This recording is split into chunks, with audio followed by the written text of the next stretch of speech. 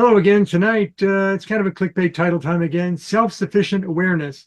I guess you could say it's what are my sources and methods? You too can grow your own sources and methods. So instead of waiting for other people to provide you with information, it doesn't take that long. And since I'm giving you the laundry list of sources and methods, you can find out answers to your questions on the spot rather than waiting for me to do a presentation on a topic or waiting for somebody else to do a presentation on a topic. It's about self-sufficiency. So when I have a question that comes up in the middle of the night, which is usually the case because I'm a night owl kind of person, I need resources to find this stuff. And I could reach out to other people, but I'm awake and they're asleep, so I'd have to wait too long. And short-term memory being the first to go, I could forget what I wanted to ask. So if I can satisfy my curiosity on the spot when something comes to mind, that makes me self-sufficient of responding to my curiosities. That means I'm going to have access to more information. That means I'm going to know more about things that most people don't know about, not because my skill set or something. It's just I have no limits when it comes to finding out information. And the better tools and methods that I have are there as a part of a closed loop process. So when I find a resource of information or a piece of software and I'm successful with it, that increases my reliance upon it. So when I point out things, it's not something new that I've never experienced before. It's usually something that I've used successfully before. Try out my sources and tools or sources and methods. See if it satisfies some of your on-the-spot curiosities. But in order to know why I picked the places that I do pick, you need to know why, what is it that drives me to do these things in a certain way. And it's my education and my experience and my curiosity. So I just labeled this as, self-promotion, or as a Klingon might say, the gall. I've been known for knowing a thing or two about a thing or two and connecting dots where other people can't see dots. From my mother's side of the family, it was you're a jack of all trades or a jackass of all trades, master of none, maybe just a couple. And for those people that have watched me with projects, is like I'm very eager to start new projects. And when I run into a stumbling block that might take a while, I'll get back around to it. But if you're not patient enough to wait long enough, you may think that I never finish anything, and that's usually not the case. I won't say always, but usually not the case. I don't have a PhD or a master's, didn't study particle physics or any of that stuff. I have a associate in science from back in the day, Broward Community College, and data processing, which is what they used to call it back then. And late 74, early 75, I have a BA in computer systems with a business systems options. That means I know how to write software that will do the accounting on your business. So, I've studied accounting, economics, all that kinds of stuff. Nowadays, they would call it computer science. My career experience, I started out doing real-time process control systems, diagnostics, and then operating systems. I worked on bit slice computers, lots of different data communications protocols, both locally and worldwide international networks. I helped to design and implement a symmetrical multiprocessor multitasking operating system, of which there are few and far between of those. Large packet networks, the old X25, X75 kinds of things. I worked with medical devices that take images like X-ray, CT scan, MRI, ultrasound, orthoscopic video. I know about all the details of those, what they call modalities, the devices that gather the observations and how to store their data and how to present that data for physicians to look at it. I've worked in alert management where when something happens, you need to tell people about it. And it could be anywhere from nuclear reactors to medical devices to the U.S. House of Representatives needing to let the representatives know it's time to go vote, to Anheuser-Busch learning that a bar is out of some Miller Lite, out of Bud Light, and they need to make a delivery. Alert notifications, not necessarily medical device alarms, but just all of those. And then in hobbies, optical and radio amateur astronomy, single board computers, that's the SBCs, and then all of the computer-aided design, computer-aided manufacturing, computer numeric control, and 3D printing. In other words, all the computer-assisted stuff that we use for doing all the interesting stuff that's done nowadays. Just personal interest. I guess you can't say it's not hobbies because I don't have access to a particle accelerator, but yeah, particle physics at the astrophysics, particle physics, quantum physics, all that very fine stuff to very big stuff, all different kinds of computers from classical to quantum, and the quantum electron, radio, light, studied all that stuff. Studied it. Yeah, I didn't have any formal education, and I just picked it up.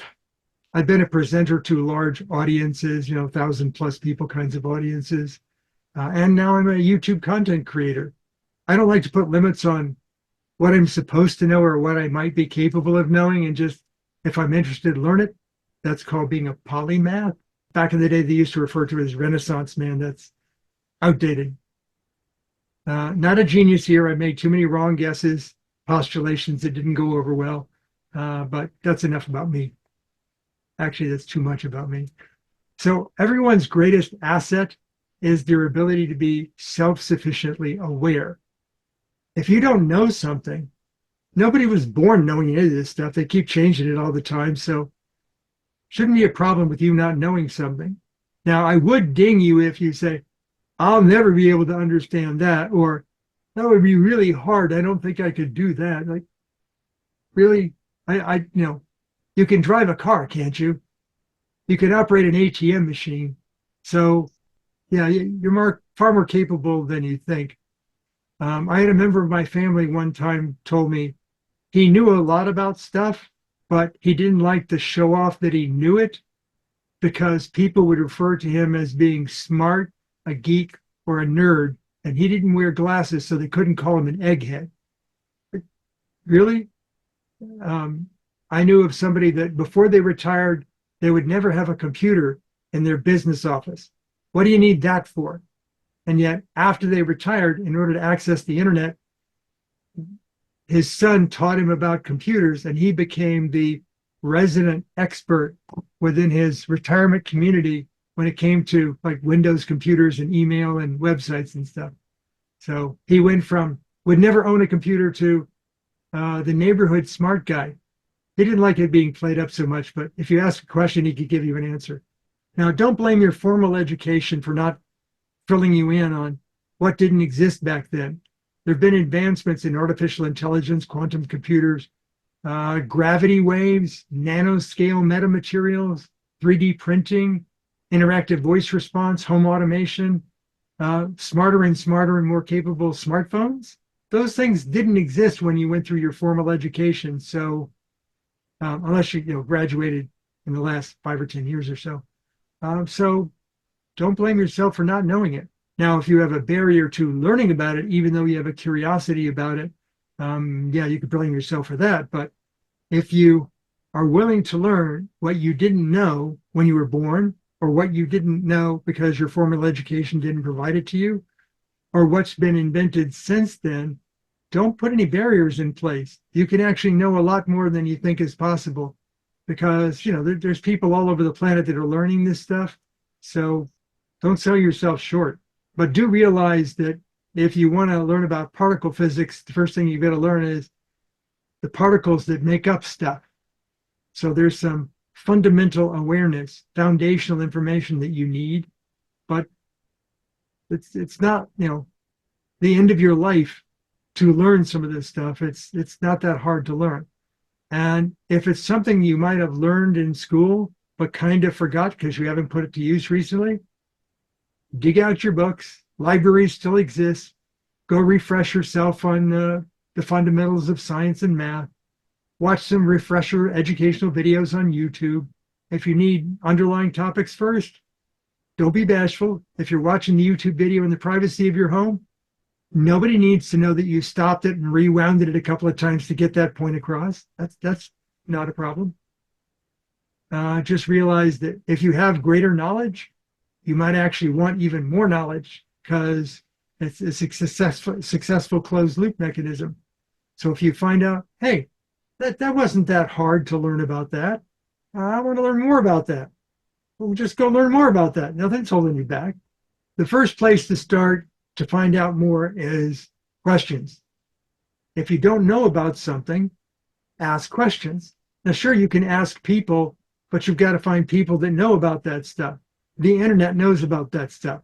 I'm not talking the AI, just the basic search engine stuff. You know, the Googles, the Bings, the Wikipedias, Dogpile, whatever you want. Alta Vista, I hear, is still out there. You know, if you don't like the answers you get from one of the search engines, try a different search engine. Try rewording your question. Shuffle things around. If you really want something in an answer, if you put that word or that phrase in double quotes, it will tell the search engine any answer you come up with has to include that. So do that. And don't do just on information searches. If you're looking for products to buy, same thing on, you know, Amazon or Walmart or eBay or Target. If the search that you first use gives you a product that the price seems expensive, keep looking. Sort that thing by, you know, price low to high. You may find exactly the same price, exactly the same product being sold at a lower price by a different seller. That's just the way of business. And if you're going along, this is what I refer to as the rabbit hole. If you're going along and you do a search and you find something and it looks like kind of what you're looking for, but might not be, don't just click directly on the link. Right click on the link and tell it to open in a new tab in the browser. That way you don't lose where you left off and you go to the new tab and now you can see that new information. And if that new information leads you to another link with more information, open that one in the new tab and just keep going down the rabbit hole until you find the information you're looking for. Or if the rabbit hole goes dry and you can't get what you're looking for, just close that tab. You still have historically all the tabs you have to go back to without doing the search through your browser history, which can take time. So if you're looking for a certain piece of information, start with a broad search and then narrow it down, and you may find what you're looking for right away. And just remember, it's a big world out there. Not everything, if you're a U.S. citizen, is being done in the U.S.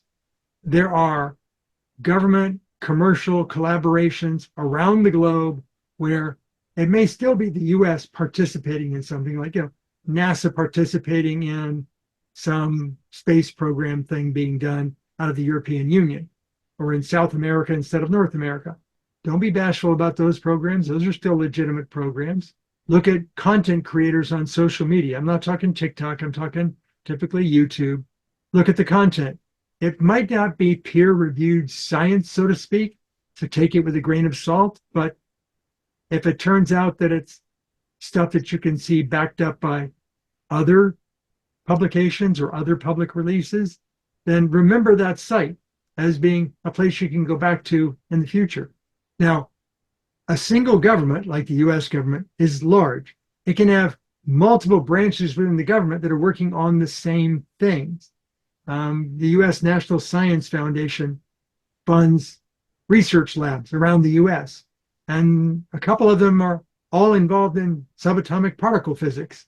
And okay, that one is doing neutrinos, that one is doing protons, this one's doing electrons. There's a lot of overlap between them. So don't just stop at like Fermi labs. Try Berkeley, try in Chicago, try other places, Los Alamos. Look around. And the funniest thing is some government programs are clandestine, but it involves commercial contractors like, you know, Boeing and Northrop Grumman and such. So you may find a hush-hush satellite program from NASA, and SpaceX can't tell you about what they're launching. And then you see it's an NROL spacecraft. That's the U.S. National Reconnaissance Service. They have a website, and they'll tell you, oh yeah, Boeing built that for us. And then you go to the Boeing website and you find there's the public web page on that satellite that Boeing built for NRL, ROL, that NASA and SpaceX can't talk to you about. So follow the rabbit hole. The internet's a big place. It's always changing. I remember when the internet first came into existence, people were saying, I searched the entire internet last night. No, you didn't. and certainly not today. So enough of those philosophies. Use sources. If they're successful, keep using them. Okay, now we're going to get into sort of my sources and methods.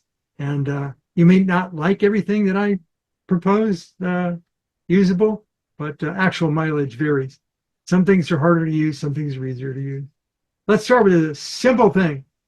What's up in the sky right now or tonight at sunset? And I just saw something. What is that or what was that? You want to find out information about what's in the sky. I'm not talking about aircraft so much as I'm talking about planets and stars and moons and maybe satellites. You want to find out when the space station's going overhead or the Hubble Space Telescope, or you want to find out about all those Starlink satellites that everybody keeps complaining about that you've never seen one. Where are they? Where are all these invisible satellites that everybody says are visible? If you want to know where something is going to be, the Earth rotates, it orbits the sun, things are moving around in space. So when you want to know, you're likely going to have to know, where are you observing from? It may be as simple as knowing your zip code or your city, state, certainly your country. And when are you looking? Like tonight. Okay. What is the date of tonight? Well, you have to know the date. And then you say, when are you going to start looking? Tonight. Okay. What time is sunset where you're currently located? Because that changes every day. And then if you find something in the sky and you want to know what that was, not only need to tell the website or the application, where were you looking from? What is your observing location? What is the date and time you were looking? And remember to take into account daylight savings or not. And what direction were you looking? And like, what was your tilt angle? What was your elevation that you were looking at in the sky? And then you're going to find out, oh, that was just Canopus. It's a star. It's bright. It's low in the horizon. It twinkles a lot. And you think it's a UFO, but it's not. So let's start with the What's Up in the Sky websites. If you just want to generally know what's going to be up tonight, the Old Farmer's Almanac. Remember that thing they put out every year? It was a little like 130-page small magazine booklet kind of thing. And it would have tables that would tell you all the different moon phases over the months and stuff. All that stuff's online now. There's ads associated with it that you can close and clear and such. But Old Farmer's Almanac, there's moon and sun menu right at the top on the front page. You can drop that down and you say, what time does the sun set tonight? You can ask it that. What is the current phase of the moon? It'll tell you that. I'm planning on going out to Big Cypress to do some nighttime observing. When is the new moon this month? And it'll tell you that. As of tonight, what are the brighter visible planets and stars in the sky? It'll tell you that. But if you want a live version, like I want to go on a website and look at it right now. What if I tell it where I'm at and which direction I'm looking and the time of day, what does the sky look like right now? theskylive.com/planetarium. It'll put up a little graphical image of the night sky on your phone or on your desktop, wherever your browser is being launched from, and then you can see what's up in the sky. But if you want to know about things that are moving rapidly, like satellites, artificial satellites, not the moon, which is actually a satellite of the Earth, the space station, Hubble Space Telescope, all those 5,000 plus Starlink satellites, there's Heavns-Above. That's a really good website. You can not only say, I want to look for this particular satellite, like the ISS, but you can also say, just show me all the satellites that are going to be up tonight from my location that are brighter than magnitude 5 so I can see them naked eye.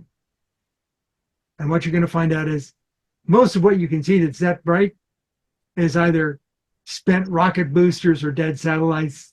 Unless they were recently launched, it's really hard to spot the Starlink satellites without some kind of a camera on the back of a telescope.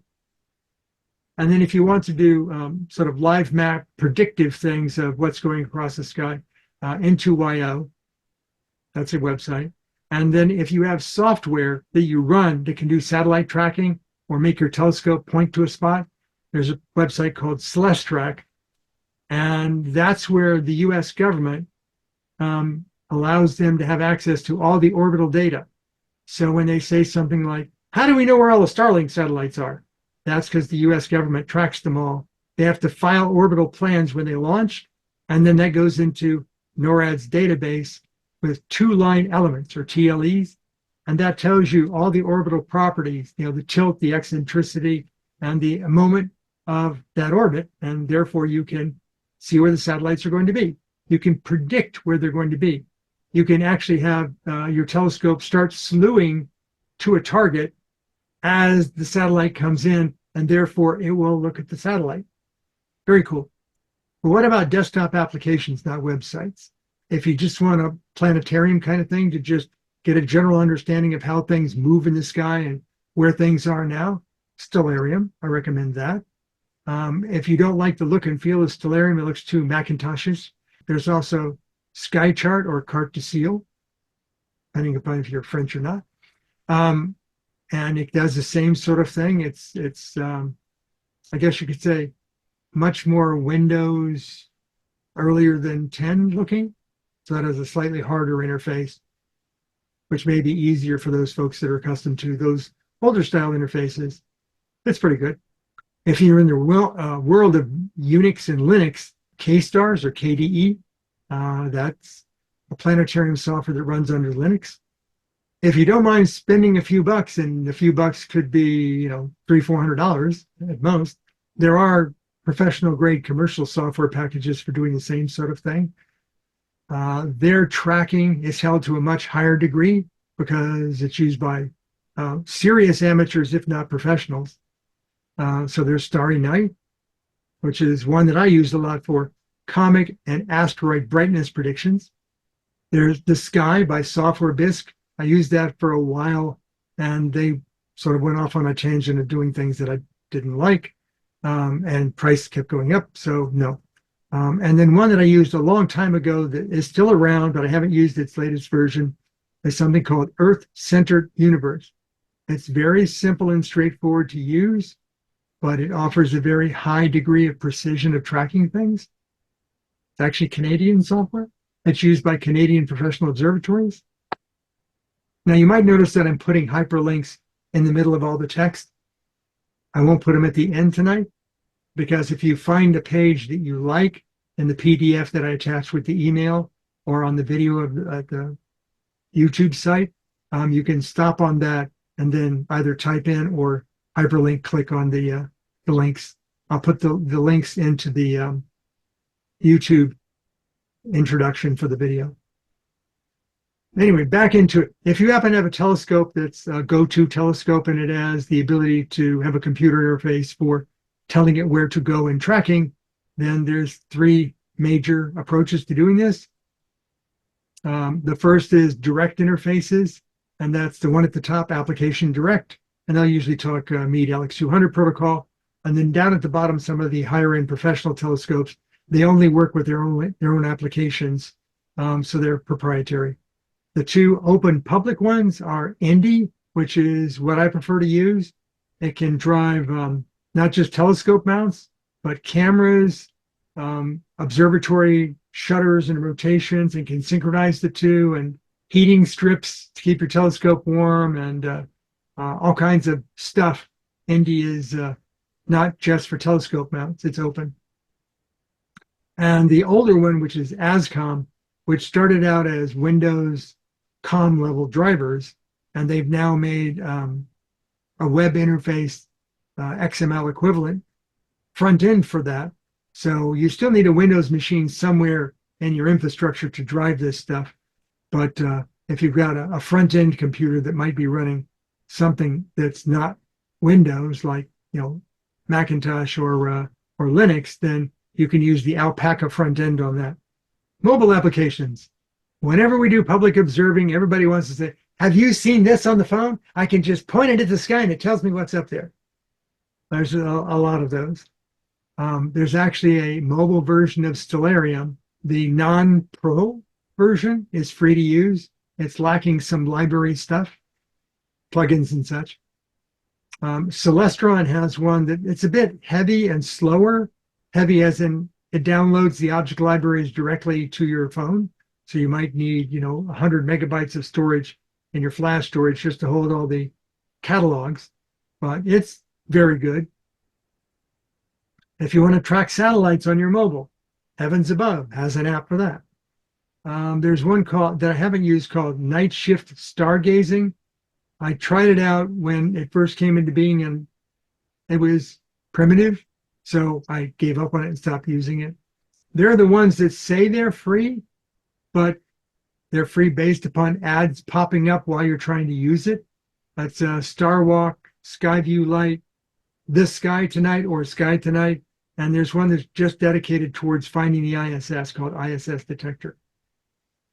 And then if you want to spend money on your mobile phone, there's Stellarium Pro, Heavns-Above Pro, and the initially Apple-related one called Sky Safari.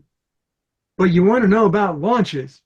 I live in Florida. How do I find out when the next launch is occurring from Cape Kennedy or Kennedy Space Center or whatever? You can actually look that up.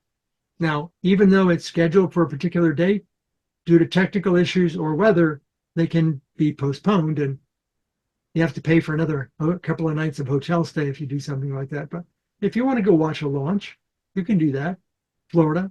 The ones in California are more difficult because it's on a U.S. military base. You can get a launch catalog for there too. You have to be up on the mountain ridge outside of the Space Center in California, but you can see them from there because when you're up on the mountain, seeing down to the ocean, down to the Pacific, there's no obstructions. And if you ever find your way into French Guiana or Russia, you can find out launches from them. The European Union, European Space Agency used to use Russian launch vehicles, but they stopped doing that due to embargoes. The Ariane 5 has ended, and Ariane 6 hopefully will be flying in the coming week. You may have heard of RocketLab out of New Zealand. They also have a launch capability on Wallops Island in Virginia. But what about the other countries? China and Russia. Well, there's no real direct websites that you can get their government's launch schedules. Not that they don't have them. Within China, there are launch schedules that you can get, but there's no public website for it outside of China. So what you can do is catch the people that have a Chinese presence and a US presence, and they relay the data. In the case of the Russian Federated States, or Russia, they have an organization called Roscosmos that's kind of fallen into disarray, but it's still there. US government policy prohibits direct access to that Russian site, but there is a US site called rocketlaunch.live that does allow you to see when the next Russian launch is going to be. So they launch stuff. They've got information from it. Let's say the James Webb Space Telescope. What is it finding? Hubble Space Telescope. What is it finding? The Spitzer infrared. What are all these things that are up there finding? Well, here's your laundry list.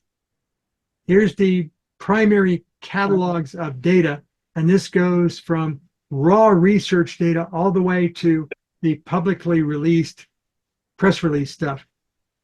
The one that I look at most is MAST, Minkowski survey at the Space Telescope Science Institute. You have to request a login, but it doesn't cost you anything, and I'm sure your name goes on some list somewhere for this person wants to know about data, but I never let that stop me. So that's good because the STSci MAST library includes a number of NASA satellites. So you'll find JWST data there. You'll find SOFIA. SOFIA has been decommissioned and is no more, but all the data collected by SOFIA is accessible there. It does get a little heavy to use because you have to know what you're looking for. You can't just say, show me Venus. Okay, we've sent a dozen probes to Venus. Which probe did you want the data from? I don't know. So then you can go look it up. And let's say you find a particular probe that went to Venus. Okay, which instrument did you want to get the data from? A camera? Okay. What wavelength of camera filter did you want? I want to see it. Okay, we don't have any of that, but we have some infrared and ultraviolet and And then you look at it, and why is it black and white?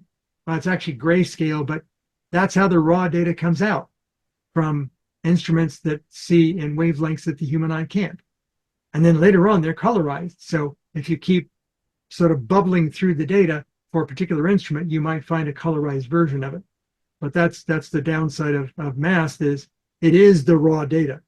If you want data that's been more processed, NASA has the Solar System Dynamics Observatory, the SSDO, and you can go there and I want to find out about the moon, its orbit and its size and its mass and all that kind of stuff. So more publicly accessible information. But if you're into the high energy stuff, the X-ray, the gamma, the UV, and the radio, HEASARC by NASA. So if you say, well, I've seen the James Webb observations of a particular galaxy, but that's an infrared. I want to see the exact same galaxy, but I want to see it in radio emissions. You can go to that site and look it up. Or somebody just said they were looking at NGC 2107. What is that? Well, over in France, there's a catalog called SIMBAD. It's in Strasbourg. And you can look up stuff based upon its catalog name. You don't have to know about it. Of course, there's Wikipedia. Wikipedia has a lot of those sorts of mappings as well. But SIMBAD will not only tell you, okay, you looked it up in NGC, but it'll show you all the other catalogs it has access to. And it might have a dozen other catalogs. If it happens to be a star, it'll be listed in one of those numbers, 2MAS, the 2MAS catalog. So you can correlate between different catalogs. And if there's imagery, then SIMBAD will link you off to VIZIER, and you can look at that object in infrared. If you're into minor planets like asteroids, comets, near-Earth objects, trans-Neptunian objects, you can look at the International Astronomical Union's Minor Planet Center, or MPC. As the new stuff is found, that's where it gets listed.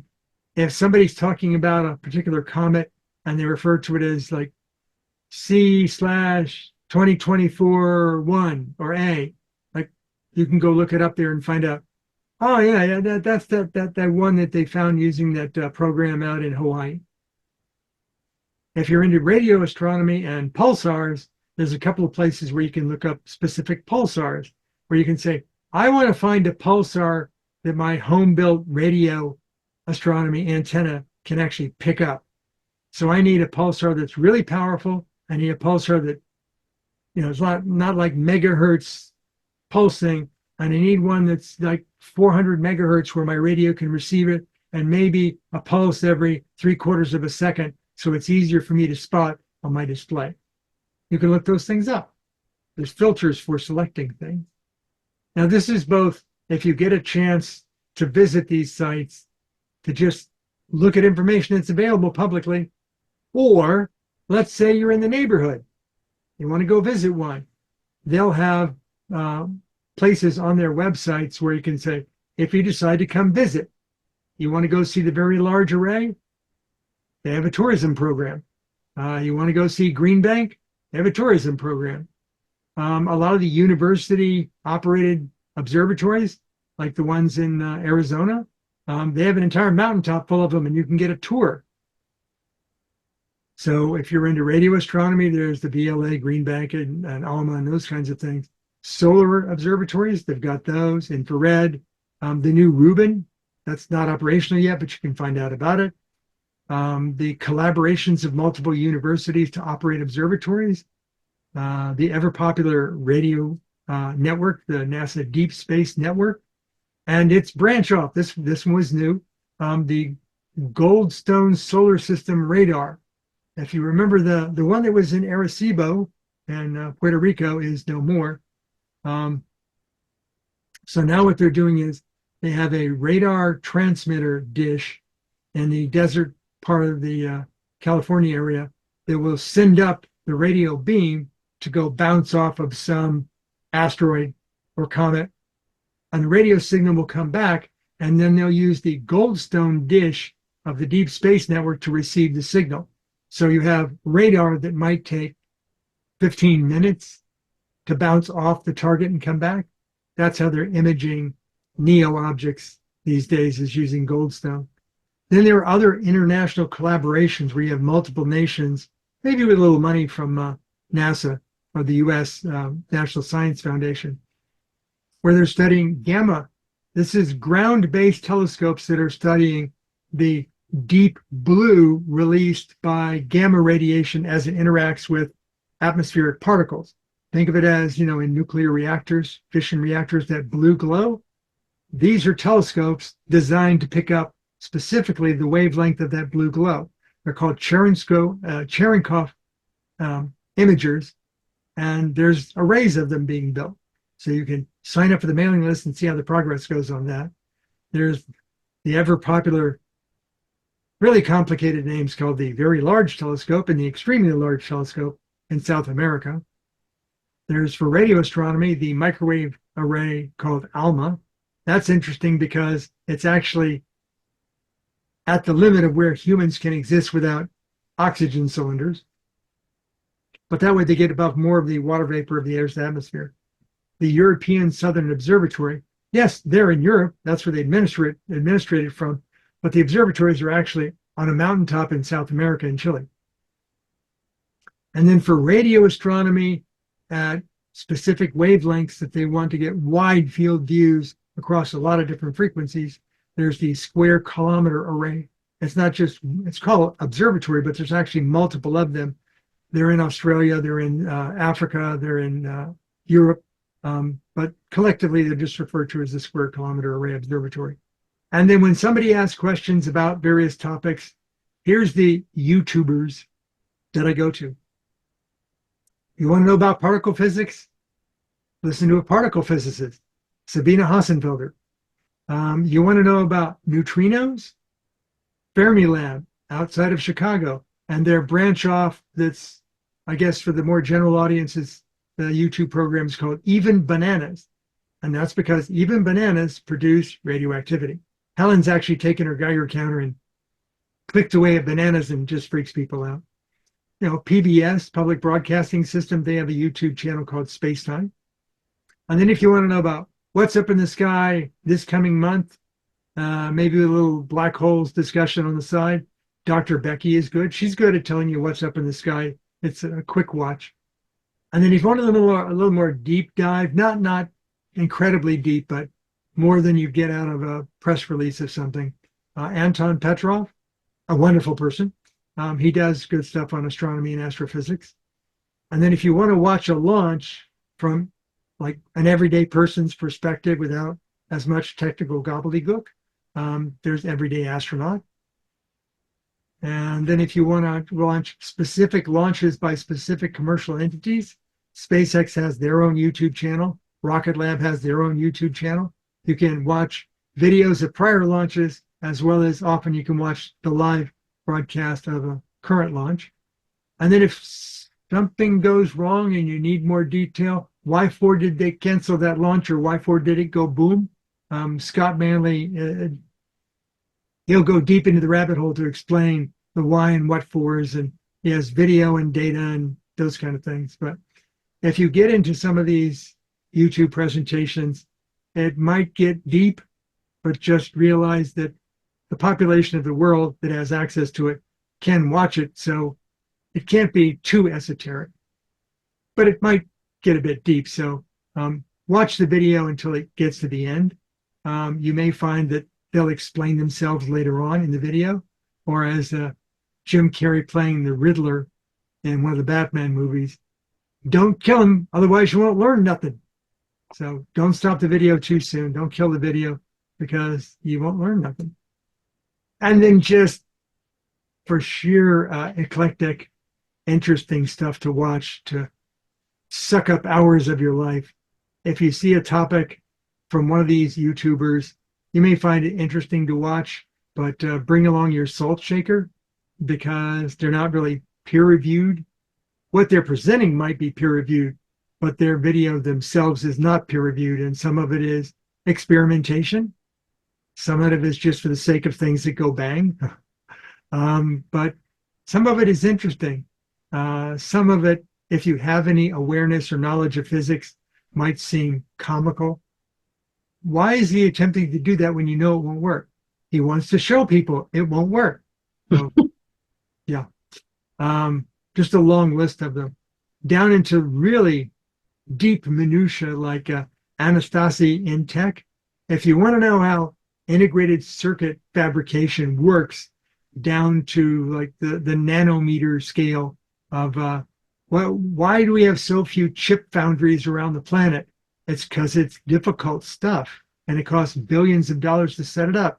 And she will explain in detail about what a three-dimensional transistor looks like and how you can squeeze more of them into a smaller space and that kind of stuff. And then if you want to find the companies that are doing this stuff, IBM Research has their own YouTube channel. Intel has their own. Boeing, Northrop Grumman, Skunkworks has their own.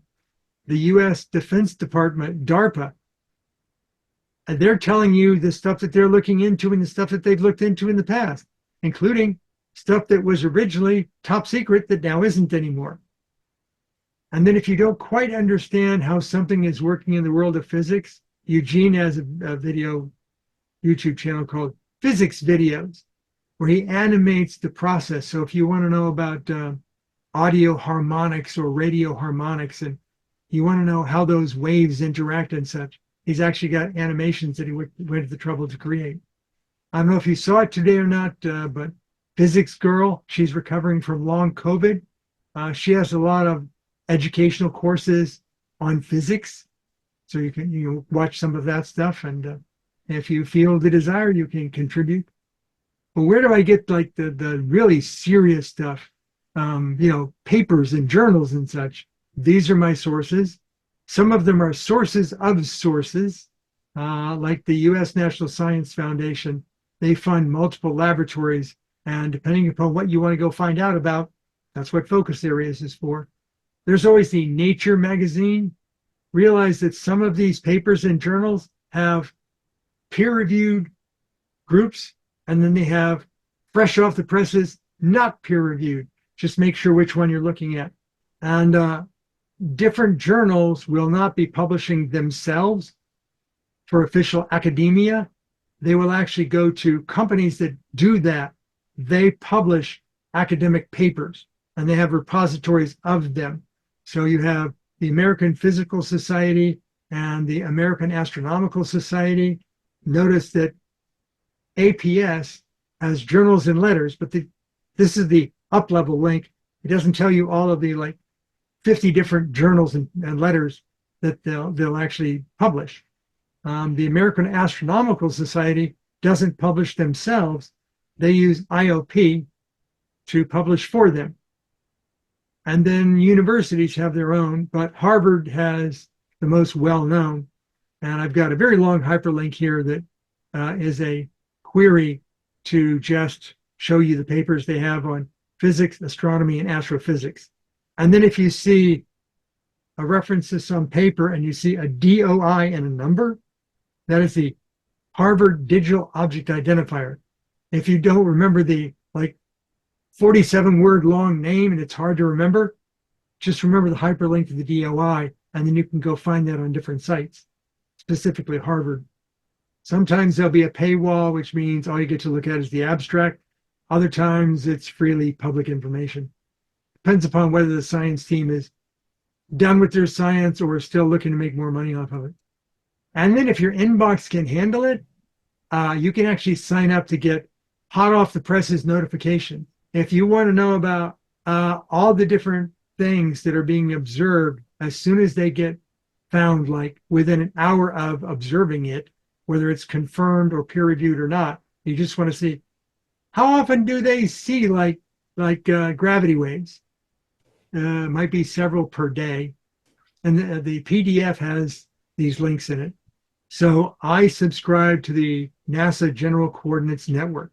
What that means is whenever a professional astronomer who's confirmed as being a good source for data dumps something into the mailing list of the GCN, it will go out to thousands of people within a matter of minutes. Those recipients can be other professional scientists at other observatories, or they can be people that operate deep space observing instruments and you say, hey, I just spotted a gamma ray burst. Put that into the network, and it goes out to all different kinds of things, including non-gamma ray observatories. So if you want to see correlation between, hey, I just saw a gamma ray burst, there should be a X-ray burst coming along within like an hour. And so you can point your telescope, your X-ray telescope in that direction, and you can catch the very first X-ray outburst from the gamma ray burst. So you can correlate different types of observing instruments using the GCN.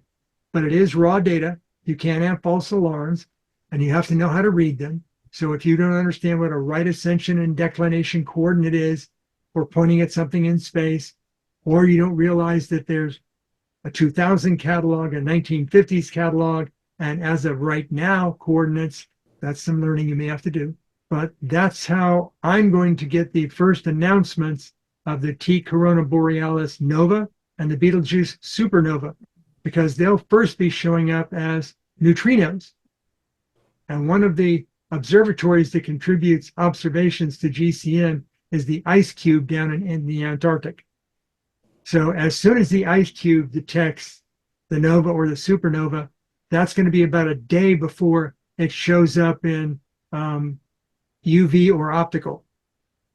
So you can get like a one-day head jump on, okay, let me go back to Broward County in Fort Lauderdale and tap them on the shoulder and go, guys, it happened. Do you want to do something? Do you want to have a public observing event? Because tomorrow's when the brightness starts. A day later, it'll be at maximum brightness. 3 days later, it won't be visible anymore to the naked eye. So I'm using that as my forward-looking notification service.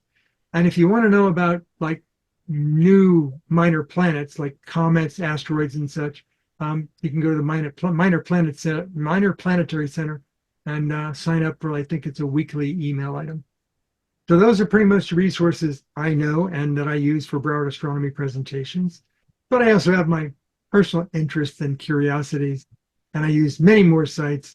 If you're idling your time away and you have access to the internet, go to YouTube. I suggest the Y files, or the letter Y instead of WHY. As the saying goes, it's a hoot. They take conspiracy theories and they run down the rabbit hole to the nth degree. And they may come away with, I don't really know, maybe, maybe not. Or they go, no, that didn't happen. That's not right. So there's that. Most of the sources that I use are not tailored for the general public. They're a bit techy. You may have to have some foundational knowledge to appreciate what's being communicated or to utilize the data. But the more aware you are, the more aware you want to be. And if you get to a certain threshold, a lot of these resources will make sense. So that's the ones I know. I purposefully, although I do scan them, I don't use news media or journalism sources because they're not the scientific community. They're just rebadging or reshaping something that was in a paper or was claimed by an observatory. So when I see an article on something in a news media website, I will track it back to, what was that observatory? What was that university? Let me go look at their stuff and see what they had to say about it, because there'll be more details there and probably information that wasn't communicated that says, don't worry about it, or, yeah, that's worth going down the rabbit hole further. I also don't recommend the sites where there might be a YouTube content creator that, let's just say they have an oblivious bias. They're, let's say, a recent graduate, recent PhD or something, and they think they got a good beat on things. They know it all. They might know some new technology. What they're not so great at is having empathy for how to communicate with the public. They'll never blame themselves for misleading the public. They'll just say, I miscommunicated that. I'm learning to be a communicator. But trust me, I know everything there is to know about particle physics or astrophysics. When did you graduate? Everything is still being understood. So yeah, I'll watch those on occasion when they're saying something worth watching, but I don't promote them. It does take longer when you have to do your own analysis. So if you're looking for something to be a fully prepared public release press article, a lot of the sites that I'm saying you could take a look at won't have that. They'll have questions. They'll have details you might want to know more. So, but if you do have other sites that you rely upon, and they're not like media or journalism or know-it-alls, then I'd say, hey, post a comment on the YouTube video and I'll take a look at it. And if it's something worth adding to my eclectic collection, I will do so. I had a page of this, just me being me. How I get to the point where I want to know more information is because I have insatiable curiosity. There are phrases in social circles that I sort of live by. Believe in 6 impossible things before breakfast. Nowadays, most of those things are probably doable given the advancements in quantum physics, electronics, computers, software, CAD/CAM. You're never too old to learn if you put your mind to it. So do so. Put your mind to it. And once your mind is gone, you'll never realize it, so don't worry about it. It may seem hard to understand, but if it's neither rocket science nor brain surgery, it should be possible to learn it because, after all, there are many thousands of rocket scientists and brain surgeons on the planet, so it's not beyond your capacity. You just have to have some foundational knowledge. I failed on both fronts because I actually once flew model rockets. I'm not a rocket scientist, but I flew model rockets. And on my medical device work, I've worked to integrate brain monitoring medical device sensors used in the operating room to make sure that the anesthesiologist actually has the patient out. If you remember, a few years back, there was this issue of patients being unable to move, but being aware. Yeah, terrible. And there's a device that they now have that they use in all the better ORs that actually monitors their brain waves for certain patterns. And if more active patterns show up, the anesthesiologist will increase the gas, so to speak, increase the meds and put you deeper under. Good. But I worked with a company that actually did the medical device integration for that with medical records and alarming. So I imagine it must be terrible if you cannot move and you feel everything. Oh, you feel the pain. You definitely feel all of the yeah, it's horrible. The fact that the surgeons have their hands inside of you. There's clamps holding you. Right. There's machines pumping fluids around. And, you feel all of that. But terrible. if you're coming out and you start to relate that, they can put you back under with something that will make you have amnesia and forget all that stuff, luckily. So better living through chemistry. And then my favorite, you'll never know how much you didn't know until you know what you didn't know. Yeah. Right. It's true. Axiomatic, but yeah.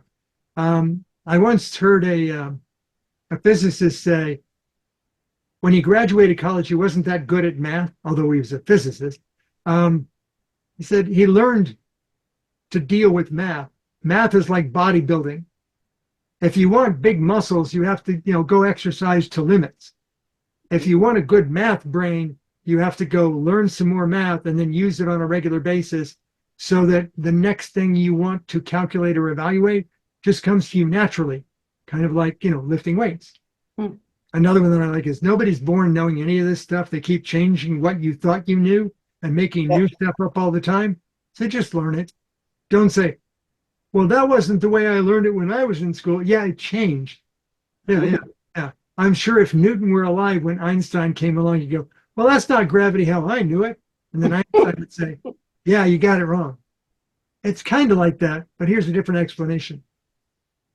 And then for the folks that talk about extraterrestrials, absence of evidence is not an assurance of absence of existence. Right. Just because you haven't found it doesn't mean it doesn't exist. There you are. Or it's always in the last place you look. Yeah. So keep looking for it until you find it. And then, in the realms of dark matter and dark energy, the invisible and the non-existent look very much alike. Don't be fooled. I'm not saying which one or why, but yeah.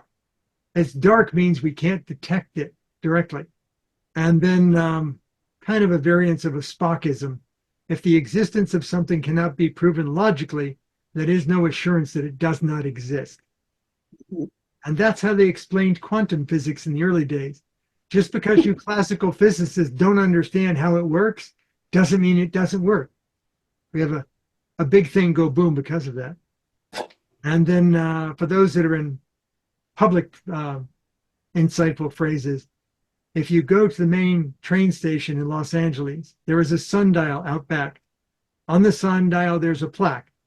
Vision to see, faith to believe, courage to do. Oh, that's good. It was kind of like the progressive engineering mindset in the 1940s in California. That's good. Or when people say, doesn't it like cause you problems that you know all this stuff? Doesn't it like, get stuff in your brain? And yes. And this is from a movie. I sometimes envy the blissful ignorance of those less versed in their shit. Sometimes not knowing as much makes you blissful. You don't worry about things. You don't think about things.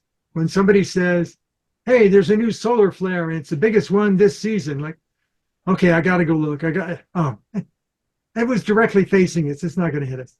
It might hit us if we were on Mars. So future manned space, settlements on Mars might get hit for them. So something else they have to look at. But yeah. But I don't say, yes, it's a burden. No, it's not a burden. It's a privilege to be able to do these things in an era when you can go look up all this stuff and find the answers, you see. Mm-hmm. So in conclusion, the methodology is not to wait for information to come to you or be researched and provided to you by others.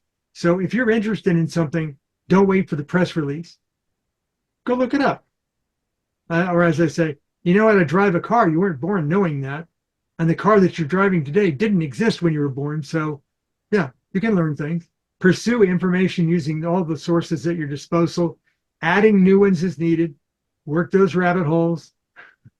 Scrutinize your sources. Postulations, even theories, can be superseded or supplemented through future evidentiary data or observations, peer-reviewed or not. You can attain self-sufficient awareness. I'm not talking, mountaintop Buddhism here or something like that. It's just, you can know more. There's no boundary to you knowing more. It's not like there's a confinement. I know you can't learn anymore. I know people might want to do that by taking information away from you, but the internet's a big place. And there are archives. So even if websites get taken down, there are archives of them. And you can learn more regardless of your educational background. Don't hold that against you. Motivate yourself to pose questions and then seek answers, and that's where you start. Never take things at face value. Analyze them, inquire more. Look for genuine information sources, not just public promotions of things. Start with these sources, add your own, and if you find some good ones, let me know. Yeah. Well, Joanne and I are doing Duolingo, so we're picking some other languages. The world is a big place. Not all languages are spoken the same, although the leading language of technology is English, because a lot of the early work that was published in university channels came out through U.S. universities, but that's changed. So historically, you may find that some of the earliest works weren't in English. Some of the early works in astronomy, you didn't write, even if you were from England, you didn't write about them in English. You wrote about them in French or German, because that was where the dominant residing repositories of knowledge were. So Google Translate does a pretty good job. Yep. So when you find a website that's in German or French or Spanish or whatever, go do a Google Translate on it. You'll find out what you need to know. Yeah. Now, I don't have links at the end tonight because the links are all interspersed on the pages. But when I post the video in the introduction section at the front, I will collapse all the hyperlinks together, which I normally do anyway. Pretty good. It was funny. Yeah, it's different. So it's reference material. You don't have to memorize it all now. I did in the email give you a PDF that you can go back to and refer to for reference. So it's a reference of references. Right, right. Yep. But, I do play with it. which I did look at the reference beforehand, and it was very, it's very in-depth and very complete, but very dry. And I would recommend to people to listen to the video because your comments about each one, Yes, because you can write information on the paperwork that you did, but the comment you make about the sites is very helpful and very impressive and directive to people to know more about those sites, because you get some site that has some kind of lettering and you don't know what it's about. So this was very helpful. Yeah, I always consider the PDF as more of a means of refresher or easy access to the hyperlinks. Once I post the video to YouTube, in the introduction section on the YouTube page, the hyperlinks are there, so you can click on them. But yeah, the video itself offers detail not available in the PowerPoint, the PDF. And back when I used to do the news and record that and then do the topic presentation, I would put a time marker that you could click on that would take you to the beginning of the presentation, or if you were at the start, then you can watch the news articles. But the news articles got to be stale after a couple of weeks. So I took those off, which means I no longer need the timestamps along the way. And I wasn't going to, if I find an automated way with Zoom to do PDF or PowerPoints that will automatically put the time hacks in as I change slides, I'll do that. But it would take me too long to do this. And remember, I do one video a week and I don't have a production company. It's just me. So you don't get time hacks to look at the different slides. You just follow them. Comments? Questions? Yeah, question. On YouTube, how do I find certain things? Never mind astronomy, anything. Do I have to type in the title of what I'm looking for? How is the right way to head for it? If you go to youtube.com and you look at the top, there is a box with a magnifying lens. That's the search box. Okay. Just type in kind of the words you're looking for. It will do a search, and down the right-hand side, it will give you just a long list of all the videos that might be related to it. Okay. Yes. Now, when it does that, the keywords will not only be in the titles, but it'll also be in the introductions to the videos. So you might find a title to go, well, what's that got to do with it? Yeah. Oh, that keyword is in the introduction to the video. It's not in the title of the video. Okay. Yeah. All right. Thank you. Yes. Because if you went looking for information about the NASA Deep Space Network, how would you know that my presentation on the James Webb Space Telescope included that? Because there was a hyperlink to it in the introduction, and the YouTube search algorithm found that. Yeah. Okay. Okay. Any further comments or questions before I stop recording? Hearing nothing.